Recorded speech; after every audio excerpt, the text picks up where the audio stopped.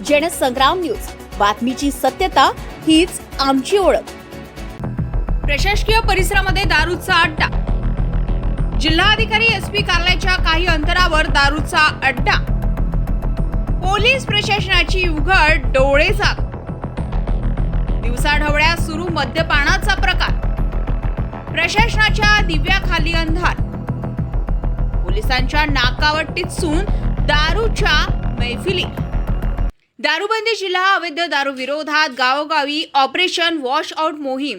पोलिसांची धडक कारवाई। पण या सर्व दाव्यांना हरताळ फासणारे एक धक्कादायक वास्तव वर्धा शहराच्या मध्यभागी समोर आले।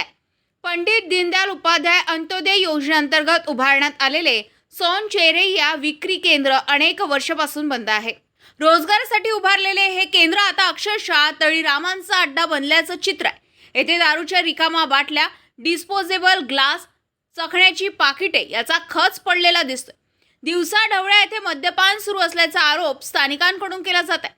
धक्कादायक बाब म्हणजे हा परिसर जिल्हा न्यायालयासमोर असून अवघ्या हाकेच्या अंतरावर जिल्हा पोलीस अधीक्षक कार्यालय आणि जिल्हाधिकारी कार्यालय एवढ्या संवेदनशील ठिकाणी हा प्रकार सुरू असताना संबंधित यंत्रणांना तो दिसत नाही का, की याकडे जाणीवपूर्वक दुर्लक्ष केले जात आहे, असा सवाल आता नागरिक उपस्थित करत आहे। एका बाजूला पोलिसांकडून गावोगावी अवैध दारू विरोधात मोहिमा राबवल्या जात आहेत, तर दुसऱ्या बाजूला शहराच्या मध्यभागीच सार्वजनिक ठिकाणी मद्यपान सुरू असल्याचं चित्र समोर येत आहे। त्यामुळे पोलिसांच्या कारवाईवरही प्रश्नचिन्ह निर्माण झाले। पोलिसांनो, कशाला गावोगावी फिरता?